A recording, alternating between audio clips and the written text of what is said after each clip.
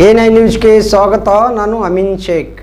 ವಿಜಯಪುರ: ಮಾನವೀಯತೆ ವಿರೋಧಿಯಾಗಿರುವ ಉಗ್ರಗಾಮಿಗಳನ್ನು ಪೋಷಿಸುತ್ತಿರುವ ಪಾಪಿ ಪಾಕಿಸ್ತಾನವನ್ನು ನಮ್ಮ ಪಾಕಿಸ್ತಾನ ಎಂದು ಕರೆದಿರುವ ಐಸಿಸಿ ಅಧ್ಯಕ್ಷ ಮಲ್ಲಿಕಾರ್ಜುನ ಖರ್ಗೆ ಅವರಿಗೆ ಪಾಕ್ ಮೇಲೆ ಅಷ್ಟೊಂದು ನಮ್ಮತನವಿದ್ದರೆ ಅವರು ಅಲ್ಲಿಯೇ ಹೋಗಿ ನೆಲೆಸಲಿ ಎಂದು ಸಂಸದ ರಮೇಶ ಜಿಗಜಿಣಗಿ ಕಿಡಿಕಾರಿದ್ದಾರೆ. ಈ ಕುರಿತು ಪತ್ರಿಕಾ ಹೇಳಿಕೆ ನೀಡಿದ್ದಾರೆ ಅವರು. ಪಾಕಿಸ್ತಾನದ ಹೆಸರು ಹೇಳಲು ಸಹ ನಮಗೆ ನಾಚಿಕೆಯಾಗುತ್ತದೆ. ಮನುಷ್ಯತ್ವವೇ ಇಲ್ಲದ ಉಗ್ರರನ್ನು ಪೋಷಿಸುತ್ತಿರುವ ಪಾಪಿ ಪಾಕಿಸ್ತಾನವನ್ನು ನಮ್ಮ ಪಾಕಿಸ್ತಾನ ಎಂದು ಕರೆದಿರುವುದು ಖಂಡನೀಯ.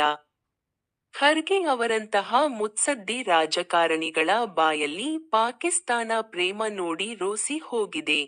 ಕೂಡಲೇ ದೇಶದ ಜನತೆ ಕ್ಷಮೆಯಾಚಿಸಬೇಕು. ಇಲ್ಲದಿದ್ದರೆ ಪಾಕ್ ಮೇಲೆ ಮಮಕಾರವಿದ್ದರೆ ಅಲ್ಲಿಯೇ ಹೋಗಿ ನೆಲೆಸಬೇಕು ಎಂದು ಅವರು ಒತ್ತಾಯಿಸಿದ್ದಾರೆ.